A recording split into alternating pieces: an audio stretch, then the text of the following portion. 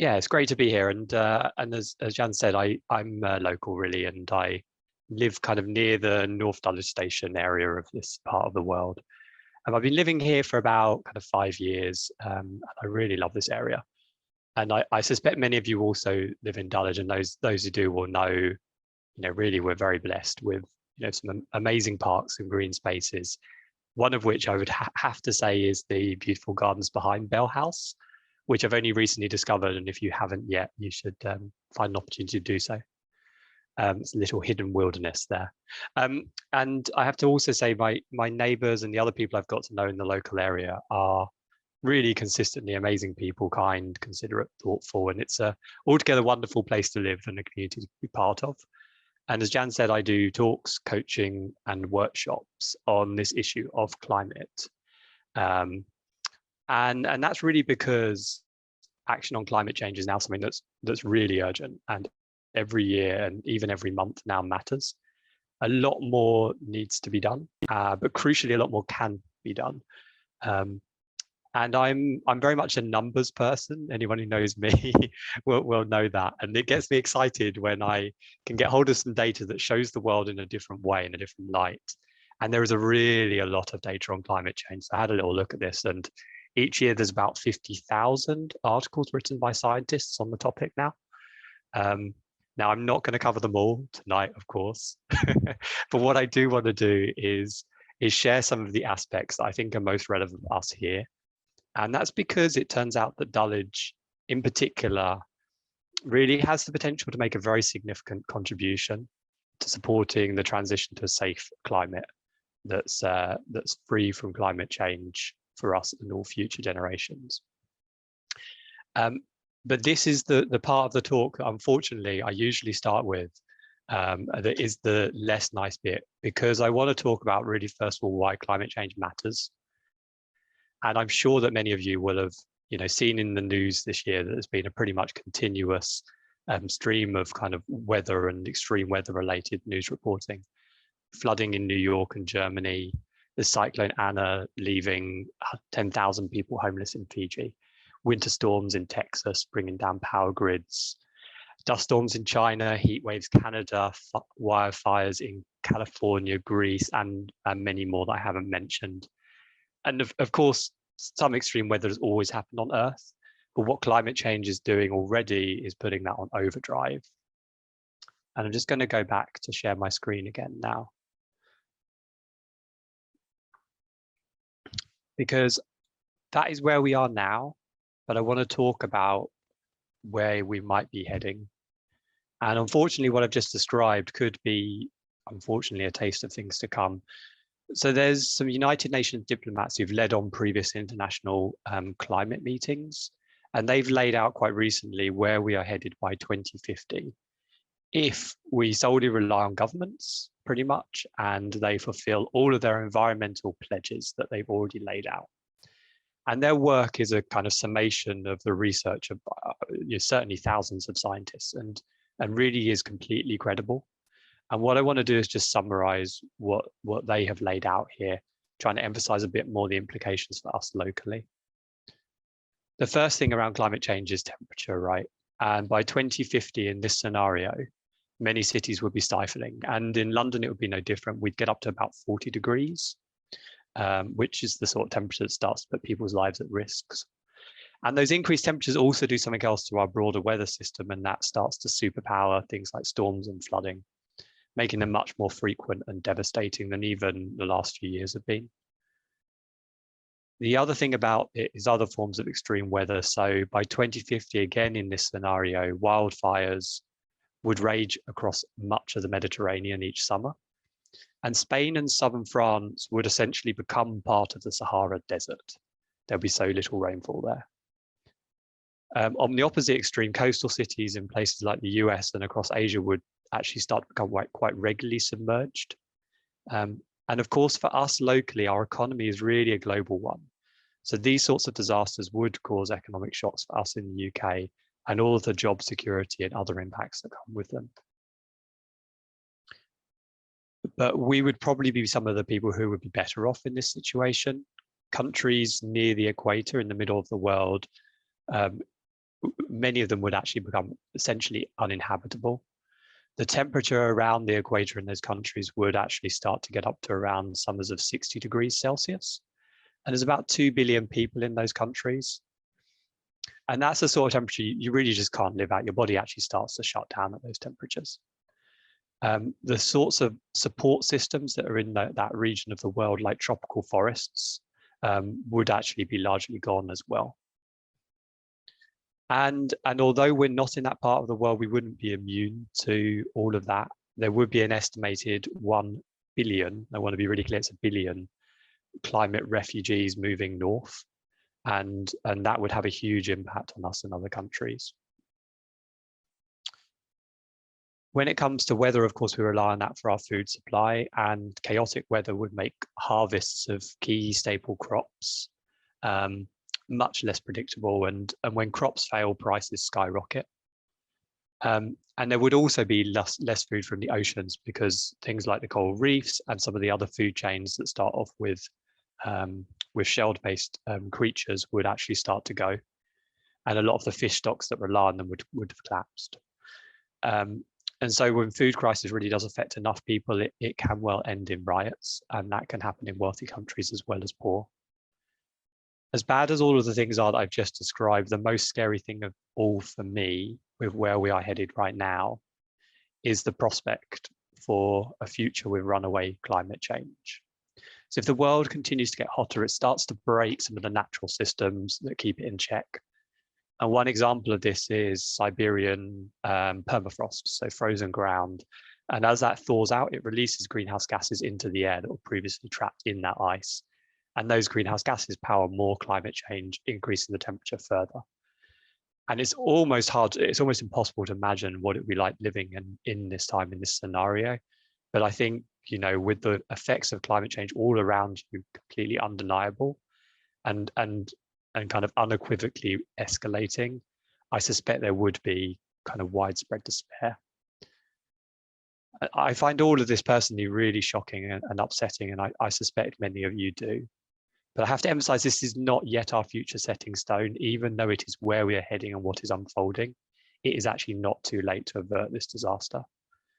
But to understand how to avert it, we have to start from the causes of the problem.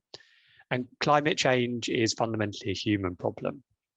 Many of our everyday actions cause climate change in some way, but not all actions cause the same amount of climate change. And when you look across the world, not all people's contribution to climate change is equal.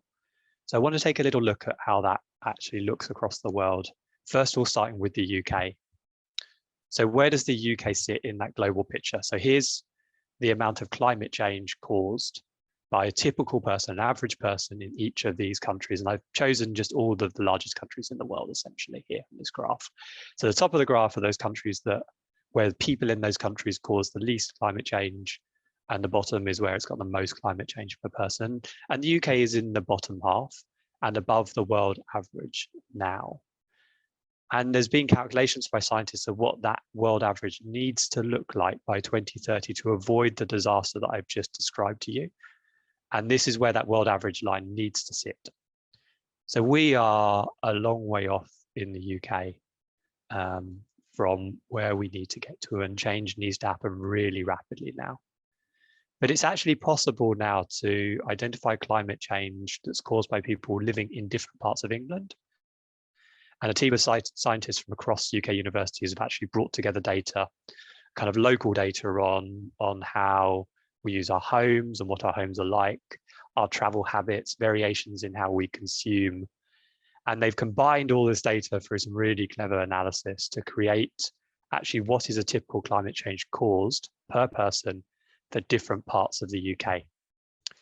And they look at this using a scale. This is their scale, not mine. And they say climate change caused per person in the UK. And they rate the regions by almost like a school system of A to F, right? And so when you're up at the top end of the spectrum, you've got an A. You're not causing very much climate change compared to what is typical in the UK.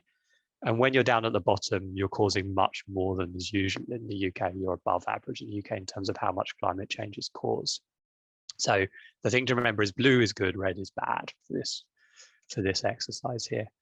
And they've plotted this in a huge amount of detail for for England, sorry. And this is what it looks like when you see their map. So it's a really sophisticated, detailed model. And you can zoom into it. And this is what the picture shows when you look at where we live. So what it shows here is that for Dulwich, our local area, or most of the regions around our local area here, are in the worst half of the UK in terms of causing climate change. And some areas are actually in the worst 10% of the UK. And this was really a surprise to me when I saw it. You know, as I go back to what I said at the start, like how can wonderful people in a beautiful part of London be causing so much harm?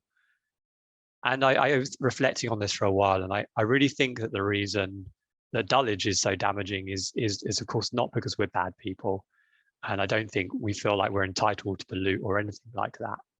But I think it's simply that most people do not understand what is needed to fix the problem, and so they haven't really had a chance to take control of the situation. And don't get me wrong, it's not within our control in Dulwich to stop all of the climate change that we create here. But actually, it turns out it's within our control to stop most of what we cause. And interestingly, what I'll go on to describe in a minute is Dulwich has the opportunity to magnify its impact many times over, to punch above our weight. And I really, really believe that Dulwich can be an inspiration to the rest of London, to the rest of the UK, maybe to the rest of the world. And we can turn this map from red into blue. But to explain how, it's really critical to understand why climate change is actually caused in Dulwich today. And these are the 6 main reasons. And I'd like you to ask yourself now, and I'll stop talking for a second so you can think, which do you think in your head, which do you think is the most important reason from this list? The one that causes the most climate change? And which do you think causes the least climate change? All right. I won't embarrass anybody by asking for your for your views, but I'll show you the results of what it looks like in our local area. So this is where those 6 things look, and the bigger the section on here, the more climate change is caused by it. So the biggest actually is buying products, and it came as a surprise to me when I was doing my research on climate change over the years now. But our buying habits can actually cause a lot of climate change, and that is the case in Dulwich. And the way to start to imagine this is to think about the quantity of items that you may have bought in the last year. And it's quite hard to think sometimes, but think across things like your appliances, technology, clothes, shoes, tools, furniture, furnishings, gadgets, toys, books. Maybe you've had building projects, and I'm sure there's other things as well. And the reason this causes climate change is that the raw material for these items has either been farmed, and farming causes climate change. I'll explain that in a minute. Or it's been mined using big fossil fuel powered machinery, and then all this stuff is refined and combined and manufactured in factories. And many of those factories are based in Asia still, and they're powered by coal, so they're pretty dirty. And then your product is of course shipped around the world. So the reality is, often when you're buying products, what you're really doing is paying somebody to burn barrels of oil or bags of coal for you. Flying is the next one on the list. And I think this is self-explanatory, but the really important factor with flying is the aviation industry really allows us to be able to travel these vast distances. And each mile you travel consumes more and more fuel. And we simply wouldn't realistically travel that far without planes. And it causes quite a lot of impact here in Dulwich. Food is the next one, and food production causes climate change in 2 ways. So generally, farming, pretty much all farming, causes emissions from the turning over the soil and damaging the soil, and the machinery and the fertilizers that go into the farming process. But in addition, when it comes to cows and sheep, they also have this unfortunate habit of burping methane, which is a powerful cause of climate change in itself. And when you look across it, usually in the UK, about half of the climate change from food comes from eating meat and dairy. The next one then is home heating and electric, but it's worth just saying at this point, the majority of that is heating. And when we come to heating, that is again mostly heating the air in your house to warm your house. Services next, and we're getting smaller all the time. Services next. And there are many services that sit underneath us that we use, but some of the really important ones to bear in mind is when you're actually giving somebody else your money to invest. So things like people's pensions or their savings actually can be a very large amount of money. And unless people explicitly choose an ethical scheme that's trying to avoid climate change, the money is actually often likely to be funding things like the creation of new oil rigs and pipelines and industries that increase fossil fuel consumption in their own right. And last on the list, if you guessed this right, then well done, is actually cars. So they're only about 5% of the impact here. Still important, of course, but they're the smallest on here. So we've got all of those impacts, and really the question then is, so for each of them, who is actually able to do something about it? And there's a group in the UK called the Climate Change Committee, which is a bunch of incredible scientists who really know their stuff. And their job is to advise the UK government on actually what's required in the UK. And they've detailed the changes that are needed, and it's hundreds of pages long, this report, but I'll summarize some of the really important things I think that have come out of that. So first of all, just kind of running through it again in this order from the biggest to the smallest up here in the corner, just to remind you. So the products. I've divided this into what we can do as individuals versus what we need from politicians. And I think products is one where it's weighted towards the individual and the need for individuals to act more. And really fundamentally a change of mindset is needed here. So when a product is something that you want, then actually often there is a secondhand alternative or somebody who's got something they don't use, or hiring. And often buying it new isn't actually always needed. And when you do have to buy new, of course, there are actually lower impact choices. And there are some brands that are doing a really good job of actually trying to reduce their climate impact. And when we have flexibility over what it is we're buying, switching from things like physical products to actually looking at things like culture and sport usually have a much lower impact in themselves, because on these sorts of exercises, these sorts of purchases, you're buying someone's time. You're not paying for extracting and manufacturing to happen and the carbon emissions that comes with that. Big ticket items like building work and renovations are also really important, and really just need to be minimized wherever possible. But we do need the government, of course, as well. And the government's role here is really about setting standards, improving product quality so they last longer, encouraging lower carbon material choices in the products, and incentivizing the circular economy. So that's where you're not creating as much waste and you're reusing a lot of the items that are contained within goods. And that way you're not having to actually kind of mine and manufacture as much. The next one on the list was then flying. So I just want to say before I get into this that when people around us fly, it can feel, of course, very normal to fly. But when you take a step back and look a bit wider, it isn't actually very normal at all. So in the UK in 2018, pre-pandemic, actually less than half the people flew in 2018. And when you look across the world, it was actually less than 1 in 20 people flying abroad. So it's actually normal not to fly. And it's somewhat a luxury that we have here to even have it at all. But what we can do in this space beyond stopping it entirely is really to holiday much closer to home. The distance really matters. And where we have control over our flights in work, that's another place where it's possible to potentially make reductions. Politicians have some tools here trying to essentially drive up prices and reduce capacity of airports, and incentivizing use of higher efficiency aircraft and fuels. But the bias here is really on the individual. Food then, I want to just, before I go into the things that can be done and need to be done, I just want to take a step back and actually have a look at what the impact of food is on land, because this is a really important part of food. And on this chart here, I've just shown where a typical person gets their calories, and most of the calories come from plant-based foods, so grains and fruits and other things, right? with a small amount from dairy, which is milk and cheese and butter, chicken, eggs, and meat, right? And beef and lamb, I just want to draw it, is about 5% of the calories. And this is the sort of diet where someone eats meat, kind of meat and dairy most days of the week, let's say. So I want to ask the question, how much land does it take to grow all of this?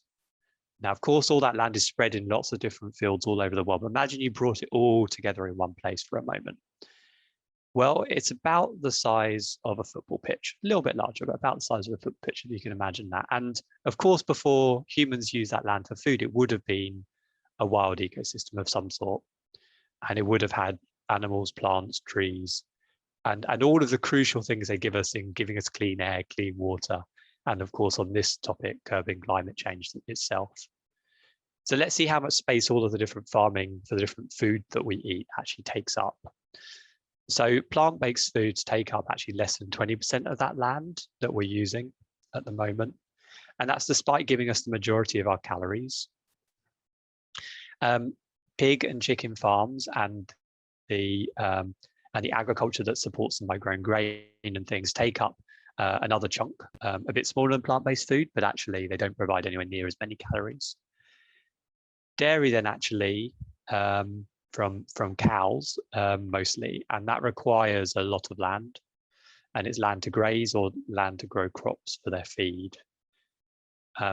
But feeding sheep and especially cows for meat actually takes a huge land area. Even though they only contribute about 5% of our calories, they can take over about half the land. And of course, as I said before, nearly all farming causes climate change from things like ploughing of the soil and fertilizer. But in addition, sheep and cows also burp methane. So it's doubly problematic.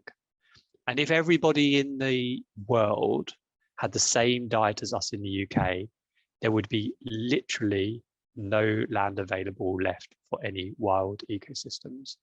No rainforests, no meadows, nothing. And we're very fortunate, really, that many people around the world do not eat as much meat and dairy as us. But even so, if you look across the world, there's actually only about 13% of the land area left that is wild on our planet. And that figure is still decreasing year after year. Moving back then with that in mind to the climate change part of this and what's needed to fix the climate change issue, again, individuals have a heavy responsibility here. Treating meat, fish, and dairy as occasional luxuries goes a really long way in this space. And avoiding red meat in particular really, really helps. And what that does is just release that pressure on the land. And actually, it allows politicians to be able to do interesting things with that land then, to incentivize and legislate to actually grow and improve our natural forests and peatlands.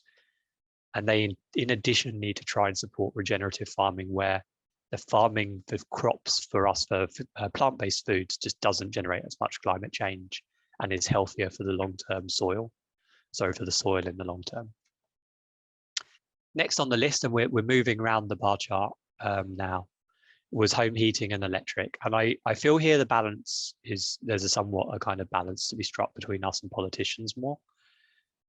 Individuals do have some control, and really over two things. They have a control over the provider that they use, and they have a control over kind of how much and what they consume.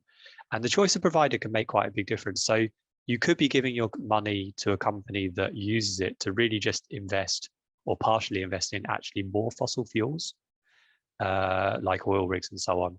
Or you could be giving your money to a company that's using it to invest in only renewable energy.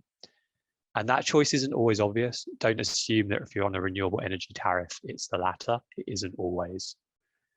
We can also reduce our consumption, in particular by making sure we have basic insulation in place, cavity walls, lofts, draft exclusion, and dialing down thermostats. Where it's affordable for people, switching to a heat pump is actually really important. So that moves your means of generating heat for your house from burning gas often for people over to using electricity. And that electricity is usually renewable these days. But many homeowners and landlords really need help from the government to actually get their emissions down in this area. Heat pumps are actually pretty expensive these days still and need government subsidies. And the government needs to continue to subsidise and invest in renewable energy infrastructure, things like hydrogen, which can be burned instead of gas in our boilers. And that will really help renewables scale up and become cheaper for people as well. Second from last area was services. So on the services side, there's a mixture here, but again, there's a lot of heavy weight towards us when you look at where the data is. And I spoke before about the need to choose your investments carefully. And this is something where if it's possible to either influence your organization or to take control yourself over this, choosing pensions and investments that don't invest in fossil fuels can have a really big impact. In addition, if you're somebody who's got some disposable income left, donating to accelerate forest cover and to improve the adoption of renewable energy by building more renewable energy resources is something that can go a really long way. So a small amount of money given to the right organizations to do this can have a really big impact on reducing climate change. Government and politicians need to continue to support the things I've talked about before in terms of energy infrastructure, but also making sure our public services are using renewable energy where possible. The last one then on our list was driving.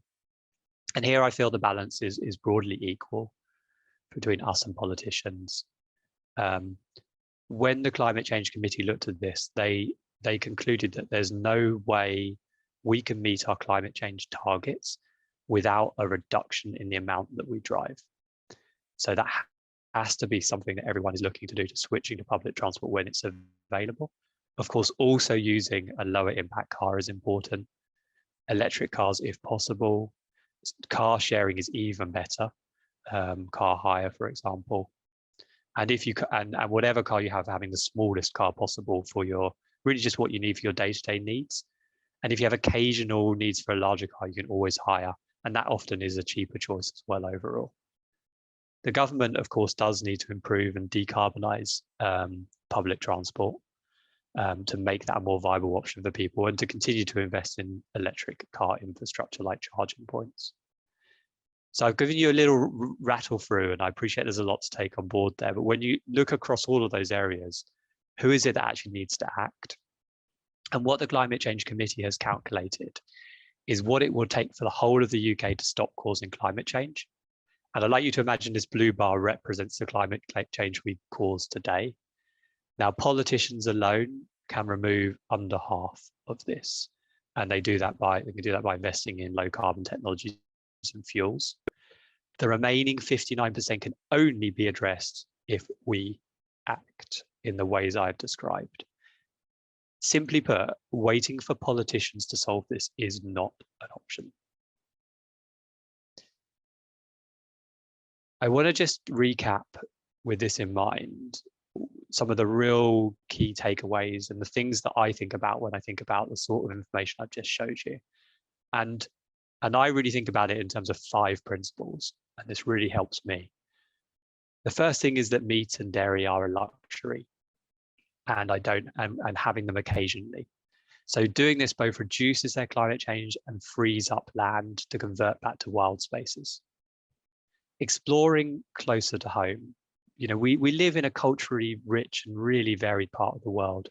There is more to explore close to home than could be done in a whole lifetime. This is not much of a sacrifice. Supporting renewable power. So our choices of electric and gas providers, our investments and pensions, and our donations can make a really big difference to renewable energy. Paying for people, not things. Valuing the creativity and the skills that people have all around us, and the joy that they bring. And they bring joy that no product can. I think we've all felt that at some point in our lives. And they don't cause climate change. And lastly, making sure your voice is heard by politicians. You know, I've outlined the critical things that they need to do. We need to tell our MP, our councillors, our mayor, that we think those actions are really important, and we use our votes to absolutely prove it. Now, I'm aware that all this probably sounds a bit daunting. Some of you may be on the way, some of you may be hearing it for the first time and thinking about it for the first time, but it doesn't really take that long to put in place, and is actually like to be a lot more rewarding than you may be thinking. And I know this because I've done it. So I used to be the person who had, an annual holiday abroad by plane. I drove a car a few thousand miles a year. I ate a mixed diet, some meat, veg, dairy. I did all the things that, people have been doing for a long time. I cut down on packaging. I tried to recycle and so on. But I still spent a lot of my money on clothes, gadgets, other things for the house. And I really didn't think much about my utilities, really, other than trying to keep the cost down. And for us and for me as a me and for us as a family, this really changed when my daughter was born. So her birth was, of course, a joyful moment in her life, and it really made us focus on our responsibilities to protect her future. And shortly after my daughter's birth, my wife asked a question that would really change our life. And she said, in a few years' time, our daughter will be old enough to understand climate change and environmental destruction and to see its effects. And when she asks us, why didn't we stop it? What will we say? I don't think that I'm special and I don't deserve to be more destructive than anyone else. And yet it really turned out that I've been doing so unknowingly for many years. And when you look at the numbers, I'd actually probably already done more harm than a typical person on Earth does in their entire lifetime. After a lot of discussion with my wife, we agreed to live our lives in line with those 5 principles I just showed. And it took us and our family probably a few months to work through all of the changes we needed. But we've been living our lives in that way ever since. And having those principles is really helpful. It acts as a guide for us and helps us navigate what is often quite complicated when you hear about it from other people. But more than that, there's been really delightful side effects that my wife and my daughter, a year or so ago, this picture was taken, that we've already experienced. And we found that we're healthier after cutting down on meat and we're walking more. Because we spend less, because we're not consuming so much, we actually work less and have a better work-life balance. And we share and spend time locally, and we're much more connected to our local community as a result. We know our neighbours and we feel much happier. But really, most importantly, we're living a life that brings hope for the future, hope for her future, hope for a safe and stable climate, hope for clean airs and seas, hope for rich and diverse nature around us. We live in a way that's consistent with the world we want to see. And now I've changed. I notice everywhere others are doing the same. We're not an anomaly. I'm meeting more and more people who are doing what we are doing or who are well on their way. And the wave of change is building. I really believe that this is going to be an incredible moment in time. And it will become the moment that individuals choose to step back from disaster and become heroes for the next generation. Just going to go off video for a second. This is going to happen because it has to happen. The alternative is not worth bearing thinking about. And so when it happens, when people live like I have described, it will transform society in ways beyond climate change. It will send a clear message to governments and companies about what their citizens and customers find acceptable. It will be a mandate for change. It will build stronger local communities and economies, moving away from a culture of ownership and status to a culture of sharing and fairness. People will value each other's talents over the things that material items. And we'll have a better society that values arts and sports. It will slow down demand for fossil fuels and buy governments time to transition to renewable energy. And it will free people in factories working in modern slavery and create space for circular economies to emerge. And I believe that Dulwich is amazingly well placed to drive this change. Our community has a strong local identity. We can spread knowledge of the best companies to work with. We can pool resources and set up sharing schemes. We can support local businesses that offer low carbon alternatives, businesses that offer hire, repair, experiences, galleries, upcycling, low impact restaurants. We can use our green space to inspire and educate others to live sustainably. Our community is really influential in organizations and politics. We can use our influence to focus the attention of businesses and politicians on what really matters. And our community is undoubtedly in a higher percentile of wealth and education. I know it doesn't apply to everybody, but overall it is. And that means many people here can afford to be early adopters of these low carbon technologies and products. We have the capacity to step back from this from short-term thinking and act in our long-term interests.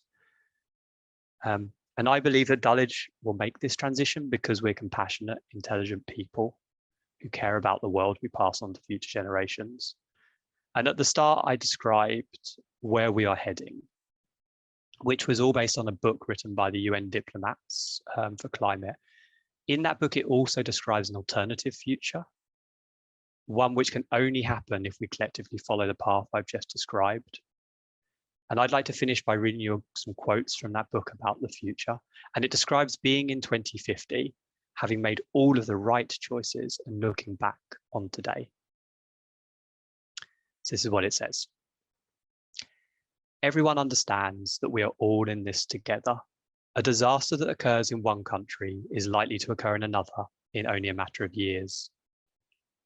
How we feel about the world has changed deeply, and unexpectedly, so has how we feel about one another. When the alarm bells rang in the early 2020s, we realized that we suffered too much consumption, competition, and greedy self-interest. Extricating ourselves from self-destruction would have been impossible if we hadn't changed our mindset and priorities. If we hadn't realized that doing what is good for humanity goes hand in hand with what is good for the earth. The climate change crisis at the beginning of the century jolted us out of our stupor. As we worked to rebuild and care for the environment, it was only natural that we also turned to each other with greater care and concern. We realized that perpetuation of our species was about more than saving ourselves from extreme weather. It was about being good stewards of the land and of one another. When we began to fight for the fate of humanity, we were thinking only about the species' survival. But at some point we understood that it was as much about the fate of our humanity. Humanity was only ever as doomed as it believed itself to be. Vanquishing that was our true legacy.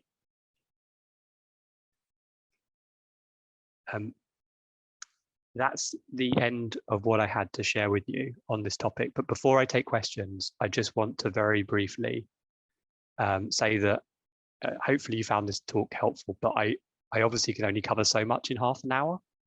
And if you would like to understand more about climate change and identify what you can do personally, then I run these workshops I call climate catch-ups. So they're for groups from between kind of 4 and 8 people. They're a really relaxed session. We get to hear about the latest on climate change and discuss how people are responding locally. And I guide the group through kind of group exercises and individual activities to do this. And the people I've worked with before say they're really much clearer and more confident afterwards. Now, if this is of interest to you, then just email me and I can provide you with more information.